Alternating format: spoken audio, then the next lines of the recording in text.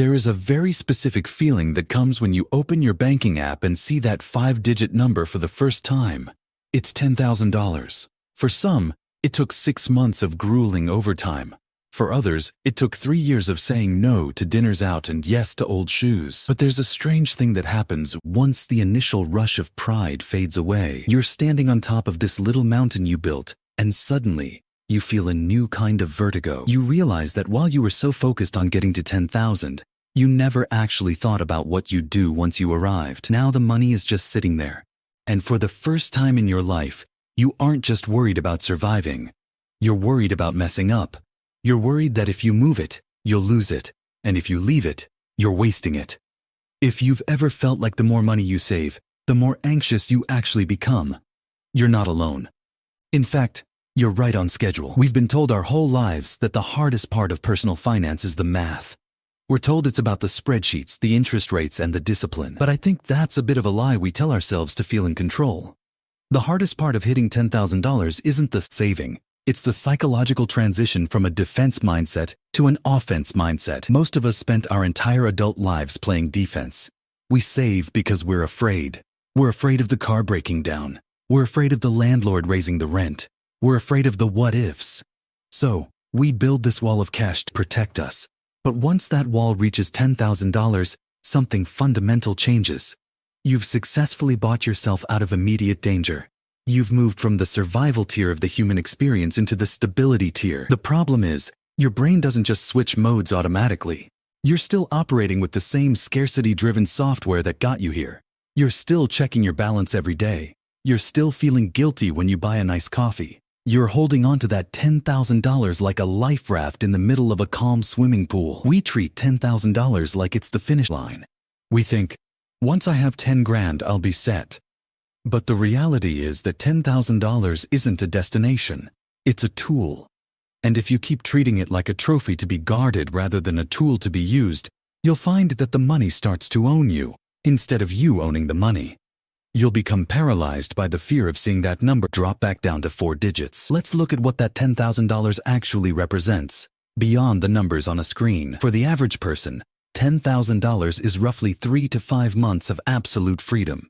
It's the walking away fund. It's the ability to say no to a toxic boss. It's the ability to sleep through a thunderstorm knowing that if the roof leaks, it's an annoyance, not a catastrophe. That is a massive amount of psychological power. But here's where the math and the psychology start to clash. When you have $0, every dollar you save is infinitely valuable. The jump from 0 to 1,000 feels like a miracle. But the jump from 10,000 to 11,000? It feels quiet. It doesn't change your life the same way the first 1,000 did. This is where most people lose their momentum. They hit 10,000. They don't feel rich like they thought they would. And they either start spending it out of boredom or they hoard it out of fear. Think about the way we view opportunity cost. When you have $10,000 sitting in a standard checking account, earning maybe a fraction of a percent in interest, you aren't just keeping it safe. You're actually paying a tax. You're paying the tax of inflation, sure, but more importantly, you're paying the tax of missed potential. Imagine you're holding a bag of seeds. You've worked incredibly hard to gather 10,000 seeds. If you keep them in the bag in your closet, they stay safe. No birds can eat them. They won't rot in the rain. But they will never, ever become a forest. At some point, the bravest thing you can do with those seeds is to put them in the dirt and let go of the direct control you have over them. This is where we have to talk about the emergency fund trap. We've been conditioned by financial media to believe that we need 6 months, 12 months, maybe even 2 years of cash sitting under the mattress. And for some people, that's true. But for many of us, hoarding excessive amounts of cash is just a socially acceptable form of anxiety. It's a way to feel like we're doing something about our fear of the future. The reality is that once you have that first 10,000, the incremental safety of the 11,000 is much lower than the incremental growth of the 11,000 if it were invested. We have to learn to distinguish between survival money and growth money. Survival money stays in the bank. Growth money goes to work. And learning to draw that line is the difference between staying middle class and building real lasting wealth. Think about your life right now. Think about the stress of your commute, or the weight of your debt, or the nagging feeling that you're behind. $10,000 is the first time you have enough leverage to actually change those variables. It's the first time you can stop looking at the ground and start looking at the horizon. But you can't see the horizon if you're too busy staring at your bank balance, making sure not a single penny moves. The turning point happens when you stop seeing yourself as a saver and start seeing yourself as a steward. A saver's goal is accumulation. More is always better. The higher the number, the safer the saver feels. But a steward's goal is allocation. A steward asks, what is the best use for this specific dollar right now? When you have $10,000, you are finally in a position to be a steward. You can look at your life and realize that money is a renewable resource, but time is not. Peace of mind is not. Your health is not. I remember talking to a friend who had saved up his first $10,000. He was miserable at his job. He was burnt out.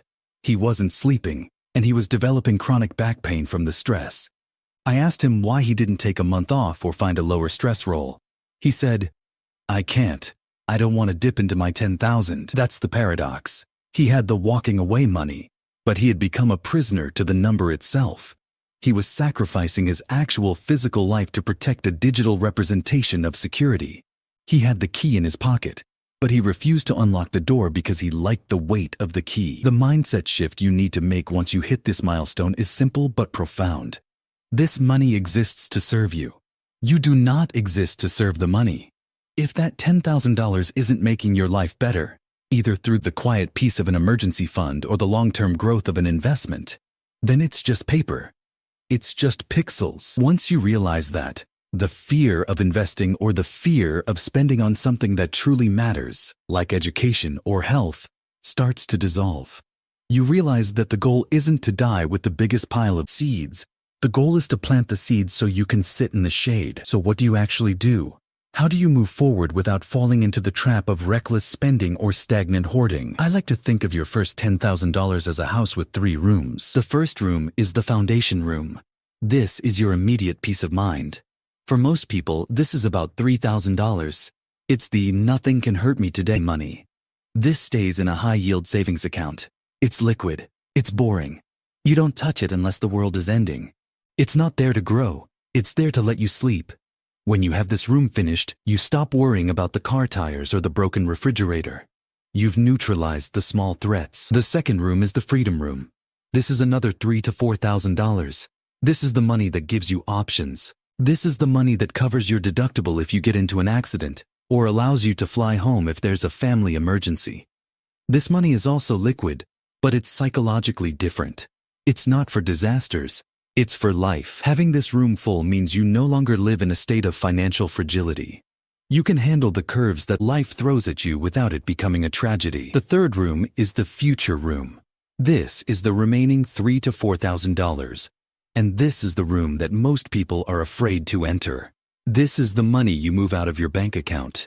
You put it into a low-cost index fund, or you use it to pay off that high-interest debt that's been hovering over you like a dark cloud. This is the money you give away to your future self. The mistake most people make is trying to fill the future room before the foundation room is finished. They invest their last $1,000 because they're afraid of missing out. And then when a tire blows, they have to sell their investment at a loss just to get to work. That's how you stay stuck. But the opposite mistake is just as common. People keep all $10,000 in the foundation room. They never let any of it move into the future room because they're addicted to the safety of the total balance. If you have $10,000, your homework isn't to find the next hot stock or to start a side hustle. Your homework is to decide exactly how much you need to feel safe, truly safe, and then move everything else into the future room. For some of you, that might mean keeping $7,000 in savings and investing $3,000. For others, it might be 5 and 5. There is no correct number, only the number that allows you to stop thinking about money every single day. And please, don't overlook the small wins. If you have $10,000 and you're still carrying $3,000 in credit card debt at 22% interest, the very first thing you should do today is pay it off. I know it hurts to see that $10,000 drop to $7,000. It feels like you're losing progress. But you aren't losing money. You're losing a parasite. You're buying back your own cash flow. You're trading a fake number for real mathematical freedom. If you're listening to this and you've reached that $10,000 mark, I want you to take a second and actually breathe. You've done something that a vast majority of people will never do. You've delayed gratification. You've practiced discipline. You've proven to yourself that you are capable of changing your circumstances. That character trait is worth far more than the $10,000 itself. Money is a strange thing. It can be a cage, or it can be a key. It all depends on how you choose to look at it. If you view your savings as a scoreboard, you'll always be stressed, because the score can always go down. But if you view your savings as a support system, as a silent friend who is standing behind you, ready to help, the stress starts to lift. You don't need to be a financial genius to win. You don't need to have a perfect portfolio or $1 million salary. You just need to have the courage to let your money do what it was meant to do. Provide you with a life that is stable, a mind that is quiet, and a future that is bright. Don't let the fear of losing what you've built stop you from building something even better. You've built the foundation. Now it's time to start building the house. Progress doesn't have to be loud. It doesn't have to be fast. It just has to be consistent. You're doing better than you think you are.